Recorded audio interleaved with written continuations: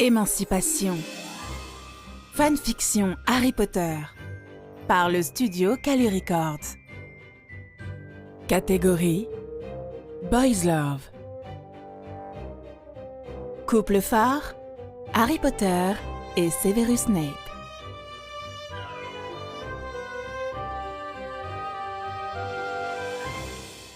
Chapitre 15.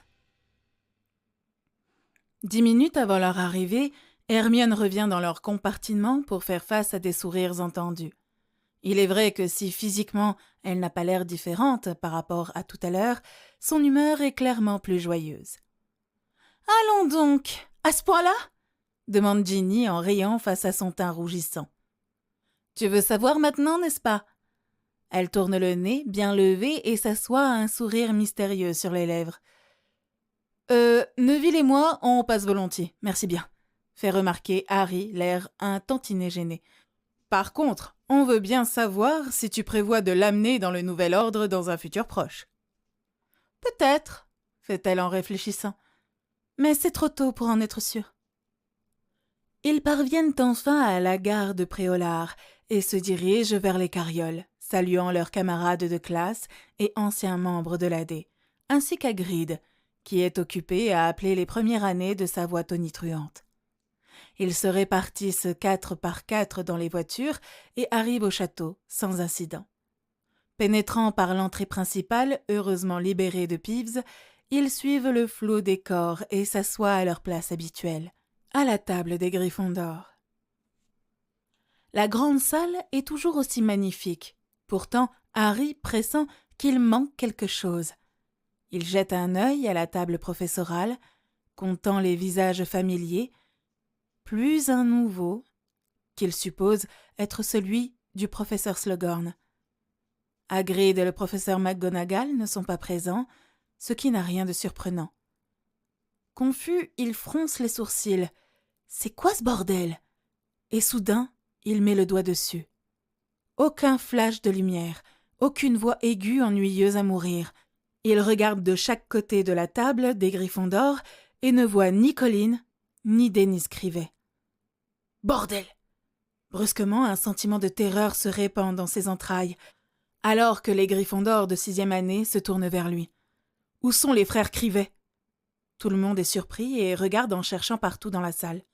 Alice Mitchell, une 3e année, et Robin Walter, un 7e année, manquent également, ajoute Hermione sans pouvoir taire le léger tremblement dans sa voix.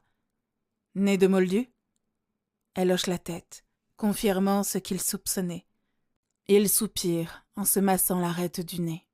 Ce ne sont pas des gens qui ont été attaqués, Harry, plutôt des personnes qui ont choisi de disparaître, fait Neville pour essayer d'apaiser son inquiétude. Des parents effrayés qui préfèrent garder leurs enfants à la maison plutôt que de les envoyer à Poudlard. Il hoche la tête, comprenant l'idée. Pourtant, il se sent subitement coupable, même si ça paraît irrationnel. Sûrement un reste de l'héritage Dursley, que tout ce qui est mauvais est de sa faute. Une idée qui lui a été inculquée par les coups, au point qu'il finisse par y croire. Il ferme les yeux et inspire longuement, vidant son esprit à la recherche d'un souvenir qui pourrait l'aider. Ce n'est pas ta faute. Voilà l'écho qu'il entend dans sa tête, prononcé par tant de visages familiers et aimants. Mais ça n'a aucun effet pour autant. Certaines choses sont simplement hors de ton contrôle, lui a dit un jour Hermione, mais le nœud dans son ventre est toujours là. Alors, une grande silhouette portant une robe sombre apparaît devant lui et lui crache.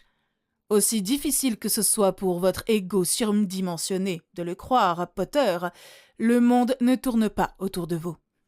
À son grand étonnement, il sent le nœud de la culpabilité se défaire et s'évanouir. Il rouvre les yeux et découvre les visages inquiets le fixaient.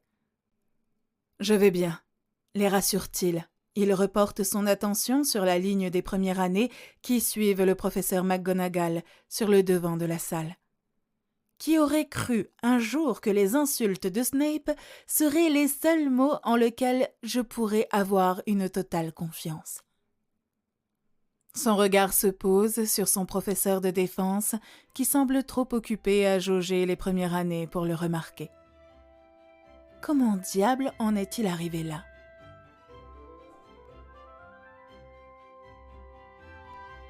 Severus mange comme à son habitude, avec lenteur, ce qui lui laisse l'occasion de garder un œil sur toute la salle, sa maison en particulier. Quelques élèves sont absents, et pas à cause des récentes attaques. Honnêtement, il ne comprend pas la stupidité de certains parents, comme si les garder auprès d'eux leur assurera une meilleure sécurité qu'ici, à Poudlard. Ses yeux traînent sur les 7e années. Beaucoup d'entre eux seront marqués pendant le prochain solstice d'hiver. Parmi eux, certains sont impatients, d'autres bien moins. Il va devoir agir vite. Potter a promis de fournir des lieux sûrs et des faux papiers, si le besoin de quitter le pays se faisait sentir. Cela dit, il n'a pas précisé comment il allait réussir ce foutu challenge, vu qu'il est encore mineur. Severus se fait une note mentale de l'interroger à ce sujet. Il aura besoin de l'argent dès que possible, bien qu'il ne s'inquiète pas outre mesure. Après tout, Potter n'est pas quelqu'un qui fait des promesses vides de sens. Son regard tombe plus loin sur la table. Draco semble assez en retrait et il comprend pourquoi, après l'été qu'il vient de vivre. Il espère seulement que ça aura été suffisant pour lui ouvrir les yeux sur la réalité et qu'il ne sera pas trop entêté pour demander de l'aide. Note est assis plus ou moins dans son coin, comme à son habitude, les yeux baissés au-dessus de son assiette. Voilà un garçon intelligent. Je voulais vous demander, Severus. » Slughorn se penche vers eux. « Que pouvez-vous me dire au sujet du jeune monsieur Potter ?» Severus renifle, transformant son visage en un masque de dédain. « Pourquoi, Horace, est-ce que les autres n'ont pas suffisamment chanté ses louanges pour que vous vous formiez une opinion ?» Slughorn se met à rigoler, en le tapant sur l'épaule, ignorant le regard reçu en retour. « Ah, mon garçon, Minerva m'a prévenu que vous pourriez ne pas être raisonnable pendant cette année, mais tout de même. »« Eh bien, il n'est assurément pas le meilleur élève en potions, » lâche Severus avec condescendance. « Franchement, comment il a réussi à obtenir un E à ses buses?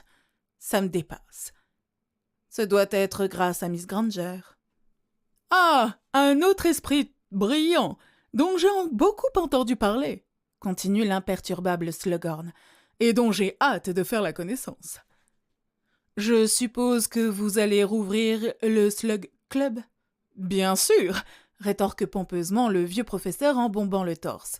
« Quelle autre meilleure façon d'apporter l'unité entre les maisons? Albus m'a tout de suite donné son autorisation. » En effet. Severus ravale la réponse un peu trop sarcastique et prend plutôt une gorgée de son verre. Slughorn comprend qu'il n'obtiendra rien de plus du brin. Il retourne heureusement son attention vers Flitwick.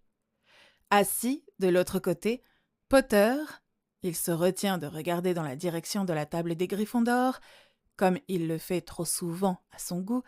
Ces jours-ci, le jeune homme occupe régulièrement ses pensées.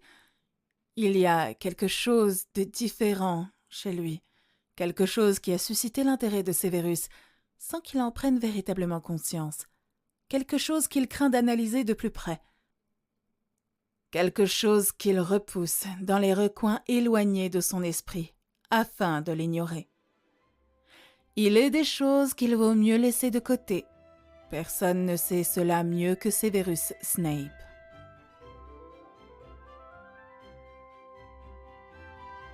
Le matin suivant, Harry s'est réveillé de bonne heure, au point de réussir à faire ses exercices et à aller prendre sa douche, avant que les autres ne commencent à s'étirer. Il est plutôt fier d'être parvenu à faire aujourd'hui 20 pompes, ce qui représente le double de la semaine passée. Les potions ont clairement rempli leur rôle, bien qu'elles lui donnent l'impression d'être toujours affamé. Pas étonnant que Ron fasse un tel tapage pour manger à heure fixe et ne jamais rater une opportunité de faire un petit tour à la cuisine à toute heure du jour ou de la nuit. Harry sourit en se lavant les cheveux. De ce point de vue, le rouquin n'aurait jamais dû abandonner son badge de préfet avec autant d'empressement, puisque ça lui donnait la possibilité de voyager après le couvre-feu. Harry est encore en train de s'accoutumer au fait que Ron ne fasse plus partie du cercle de ses amis. Enfin, pas au point de lui prêter sa cape ou sa carte. Il s'habille et descend dans la salle commune pour attendre Hermione, Ginny et Neville, justement avec les articles en question qu'il a rétrécis et mis en sûreté dans sa poche. Comme pour son balai, il a pris la décision de les avoir toujours sur lui, à compter de maintenant. Avec autant d'ennemis, mieux vaut être vigilant. Les filles et Neville apparaissent bien vite et ensemble. Ils se dirigent vers la grande salle, faisant fi des murmures et des doigts qui les pointent partout où ils passent depuis l'an passé. « Des choses concernant l'ordre » demande doucement Neville. « Rien de précis à ce jour. » Harry observe attentivement les alentours. Si ce n'est de garder un œil ouvert à d'éventuelles nouvelles recrues. Si vous avez déjà des noms, faites une liste et passez-la moi. À part ça, vous devez avoir une entrevue avec Snape pour discuter de votre entraînement. Je l'informerai aujourd'hui de votre statut via hibou. « Il va nous entraîner individuellement » Neville semble surpris. « Oui, cela attirera moins l'attention. Du moins, c'est ce qu'il dit, » répond Harry en le regardant avec un sourire innocent. « Mais ne t'inquiète pas, Neville. Je suis presque sûr que ces rumeurs de vampires ne sont pas fondées. Donc, il ne devrait pas te mordre. »« Ha ha ha, Harry !» grimace l'autre garçon, pas vraiment convaincu. Hermione et Ginny, qui les suivent, roulent des yeux.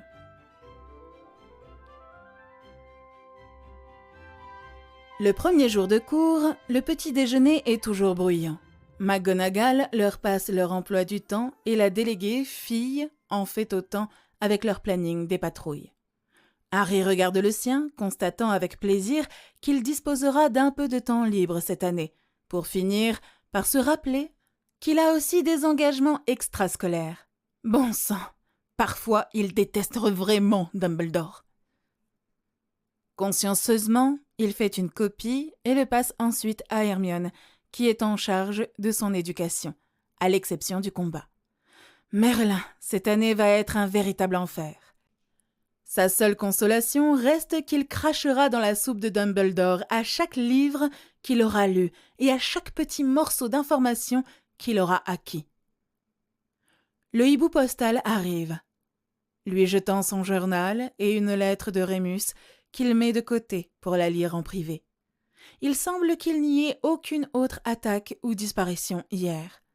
Il jette alors un œil au sondage pour l'élection à venir.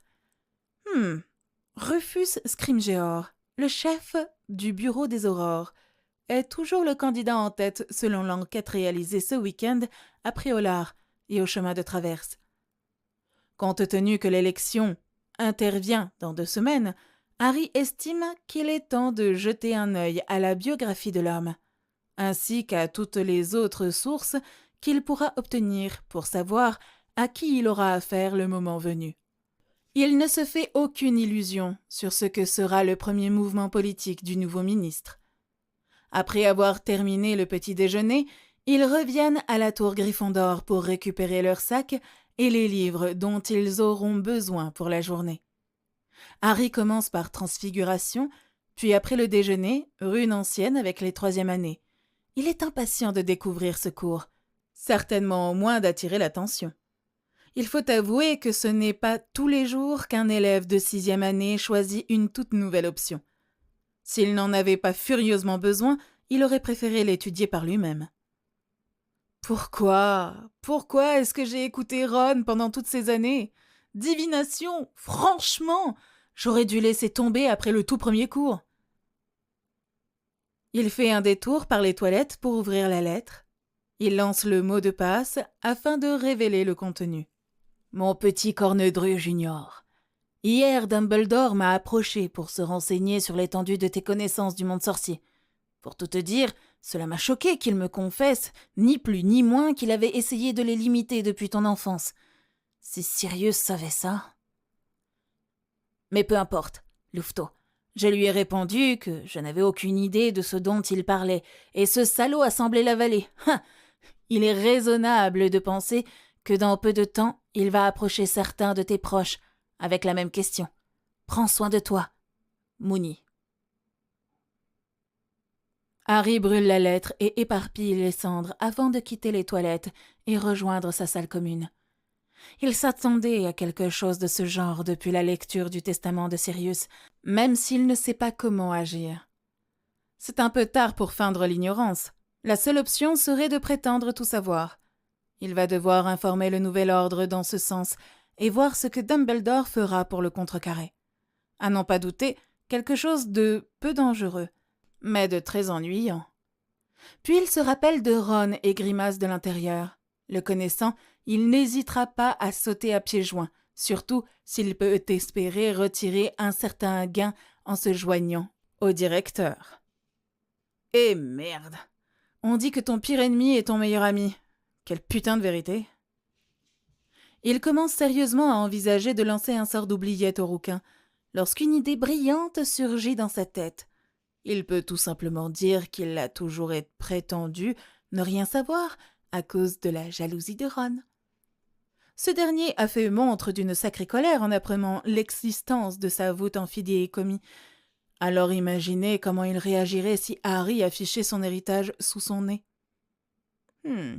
Parfait. Lorsqu'Harry rejoint ses amis, un sourire béat étire le coin de ses lèvres. Plus tard, leur dit-il pour taire leur interrogation. Quelques soucis à l'horizon, mais j'ai un plan.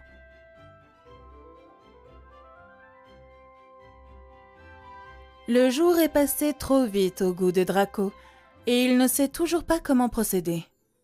Doit-il commencer par Blaise et Daphné, ou s'assurer d'abord du soutien de Potter afin d'être en meilleure position de négocier? Surtout, comment il va faire pour l'obliger à écouter? Et pire encore, pour le convaincre? Il doit vraiment avoir un entretien avec son parrain, car Severus sera sûrement capable de lui venir en aide. Le problème, c'est que si ce n'était pas pour ce sujet de conversation, il l'aurait approché tout de suite. Car Severus et Potter, ayant des réactions inattendues, il a toutes les raisons de faire preuve de prudence. Tard après le dîner, il met de côté son essai de transfiguration à moitié terminé et décide d'en finir et d'aller voir Severus. De toute façon, il doit tôt ou tard lui parler de sa loyauté. Maintenant semble être le bon moment. En arrivant à la porte, il s'apprête à frapper lorsqu'il se souvient que les quartiers du professeur de potions ne sont plus ceux de son parrain. Il tourne les talons et se dirige vers le premier étage, jurant dans sa barbe. Cette fois, il frappe à la bonne porte, tout en étant plus que jamais conscient qu'il n'aura plus le luxe de se tourner facilement vers un adulte pour demander conseil avant longtemps. Draco sent ses entrailles se crisper. Oui, cette incertitude est en effet dérangeante. 3 mois auparavant, tout était si simple et clair. Aujourd'hui, il ne sait plus quoi penser, encore moins quoi faire. La porte s'ouvre, révélant le profil sévère de Severus, qui s'adoucit comme à chaque fois qu'il le voit. L'été semble lui avoir été bénéfique. Son corps a perdu son aspect décharné, ainsi que la tension presque toujours présente ces dernières années. « Bonsoir, Severus. Je te dérange peut-être ?» »« Pas du tout, Draco. Entre. » Il se recule et désigne le canapé. « Prends un siège. »« Du thé ?» Draco acquiesce en s'asseyant sur le sofa, fin et élégant, qu'il doute d'avoir fait partie de l'inventaire lorsque le brun a emménagé. En fait, les seuls objets de cette pièce qui sont usés sont ses livres, rangés sur les étagères en acajou. « J'ai pris la liberté de meubler mes appartements selon mes goûts, » lui explique Severus, après avoir fièrement suivi son regard. Leur état initial était tout à fait inacceptable. Un elfe de maison, drapé dans une étoffe en soie argentée, qui tient en place grâce à une broche en or, apparaît dans un pop discret et dispose un plateau avec un service à thé sur la petite table entre eux. Elle affiche une fierté et une grâce qu'il n'a jamais vues chez ces créatures. « Merci, Winky, » dit Severus pour la congédier. Elle s'incline et sort sans faire de bruit. Draco ne peut s'empêcher de le dévisager. Severus verse 2 tasses de thé, en pose une en face de lui et regarde la sienne, clairement amusé. « Je comprends que voir un elfe de maison être bien traité doit être une nouveauté pour toi, Draco, mais le thé est en train de refroidir. » Les yeux de Draco s'écarquillent, fixant son parrain comme si, au lieu d'avoir fait une blague, il lui était poussé une deuxième tête. Il prend sa tasse, comme un automate, et avale une gorgée en observant l'homme assis face à lui, presque avec méfiance. Ce Severus-là paraît plus relax, plus franc et définitivement moins effrayé. Qu'est-ce qui lui donne tant de confiance? La certitude d'avoir fait pour la première fois de ma vie le bon choix, répond automatiquement Severus, ayant deviné la question dans son esprit. Draco sent son visage chauffer. Il avale une autre gorgée de thé, s'interrogeant sur le sens de ses mots. Toutefois, incapable de les déchiffrer à partir de si peu d'informations, il abandonne, pour plus tard, et se concentre sur la raison de sa visite. « Je ne veux pas le servir. » Severus l'observe pendant quelques minutes, évaluant sa sincérité. Puis il lui fait un sourire approbateur, le rendant enfin plus léger. « Pour ma part, je suis heureux de l'entendre, Draco. Il se pourrait, en revanche, que ta famille ne soit pas aussi ravie. » Il ricagne d'amusement.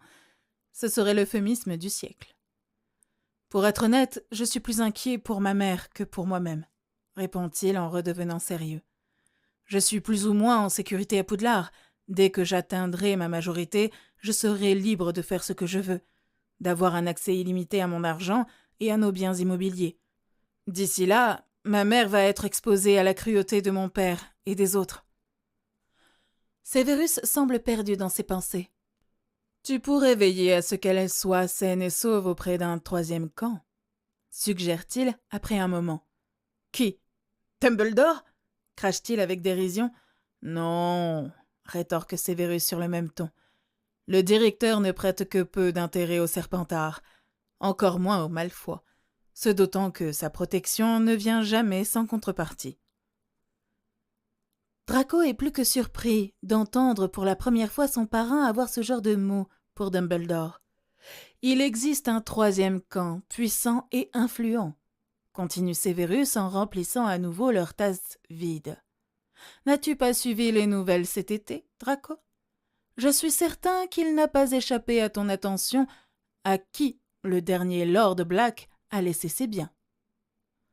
Bon sang, mais c'est bien sûr, quel idiot je fais! Draco devrait se gifler pour sa bêtise. La réponse à ses problèmes était juste sous son nez. Bien qu'il soit encore mineur, l'héritier des familles Potter et Black n'est certainement pas dénué de moyens, comme tu le sais, et tant que ta mère ne fait rien qui déshonore la maison Black, Narcissa Black Malfoy relève de sa charge, quelles que soient ses relations. De ce fait, je doute sincèrement qu'il refusera une requête officielle de ta part.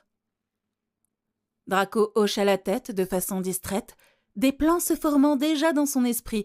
Il ne remarque pas le sourire suffisant sur les lèvres de son parrain, avant de reprendre une autre gorgée. Vous venez d'écouter Émancipation, une fanfiction Harry Potter, par les studios Calu Records.